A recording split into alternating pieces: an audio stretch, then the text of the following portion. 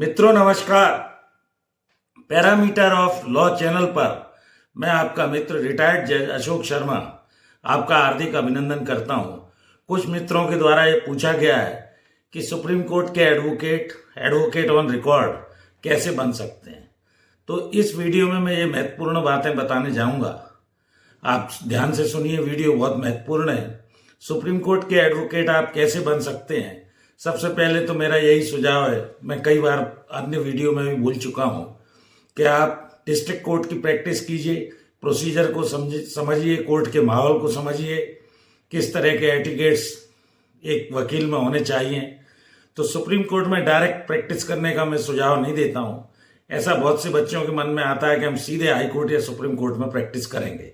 कर सकते हैं, कोई रोक नहीं है, लेकिन एक तो इंग्लिश प्रोफिशिएंसी, आपको इंग्लिश अच्छे से आनी चाहिए। लीगल जो वोकेबुलरी है उसका बढ़िया ज्ञान होना चाहिए। इसके लिए विभिन्न कोर्स भी वेबसाइट्स पर उपलब्ध हैं। और एडवोकेट के लिए एक परेशानी ना आए, प्रोसीजर की पूरी जानकारी हो।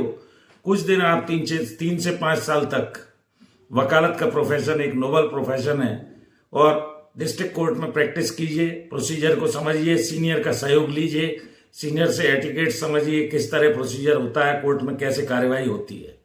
LLB की डिग्री करने के बाद लोकल बार में आप रजिस्ट्रेशन करा सकते हैं, डिस्ट्रिक्ट बार की मेंबरशिप ले सकते हैं। ऑल इंडिया बार एग्जामिनेशन को भी आपको पास करना आजकल जरूरी है, और इसके बाद 3 से 5 साल वकालत कीजिए। आसानी से सुप्रीम कोर्ट में प्रैक्टिस आप सीधे जाकर नहीं कर सकते हैं। एडवोकेट ऑन रिकॉर्ड होते हैं जो सीनियर एडवोकेट को असिस्ट करते हैं। Advocate on record supreme court में जो क्वालिफिकेशन है वो ये है, कम से कम 4 साल उसमें आपको अनुभव होना चाहिए। वरिष्ठ एडवोकेट के अधीन 1 साल तक के काम का भी अनुभव हो, सर्टिफिकेट वो इश्यू करते हैं। और एडवोकेट ऑन रिकॉर्ड के लिए कोई एज लिमिट नहीं है, ये आपको मैं बताना चाहता हूं। दूसरा, अंग्रेजी आपको अच्छे से आना चाहिए। अंग्रेजी भाषा में ही सुप्रीम कोर्ट का काम होता है, कमांड ओवर इंग्लिश लैंग्वेज और लीगल इन लैंग्वेज। दूसरा, आप 100 नंबर का इसमें पहला paper practice and procedure of supreme court का होता है, जिसे आपको क्लियर करना होता है। दूसरा 100 नंबर का पेपर ड्राफ्टिंग और स्किल से संबंधित होता है, इंग्लिश लैंग्वेज में कम्युनिकेशन कैसे करते हैं। तीसरा 50 नंबर का पेपर है, जिसमें एडवोकेट एक्ट वगैरह, दूसरा मोरालिटी वगैरह से संबंधित प्रश्न आते हैं। और चौथा एक लीडिंग केसेस का, जो सुप्रीम कोर्ट के बहुत सारे केसेस डिसाइडेड हुए हैं, मिनर्वा मिल्स जैसे उदाहरण के तौर पर, SR बॉम्बई का केस, L चंद्रा का केस, सुप्रीम कोर्ट और ऑन रिकॉर्ड, उसकी एक लिस्ट रहती है। तो ये सुप्रीम कोर्ट के सारे केस लॉ को आपको जानना चाहिए।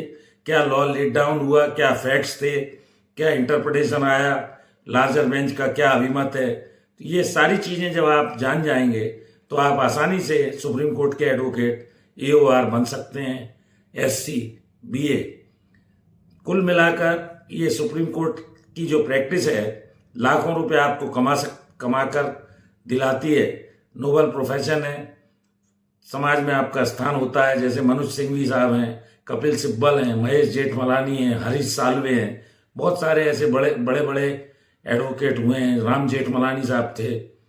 तो इस तरह आप ख्याति भी प्राप्त कर सकते हैं, पैसा भी कमा सकते हैं। लेकिन बेसिक जो सुझाव है मेरा यही है कि कम से कम 4 साल का आप अनुभव रखिए परीक्षा में बैठने के लिए। वरिष्ठ एडवोकेट के अधीन 1 साल कम से कम काम कीजिए, और लोअर कोर्ट का, डिस्ट्रिक्ट कोर्ट का 3 से 5 साल का अनुभव अवश्य लेकर जाइए, जिससे प्रोसीजर, फॉर्मेलिटीज, कोर्ट का जो एटिकेट्स हैं वो आपको बेसिक चीजें पता होंगी, तो आप जीवन में अत्यधिक सफल होंगे। और इस तरह आप एक सफल अधिवक्ता के रूप में सुप्रीम कोर्ट में प्रैक्टिस कर सकते हैं।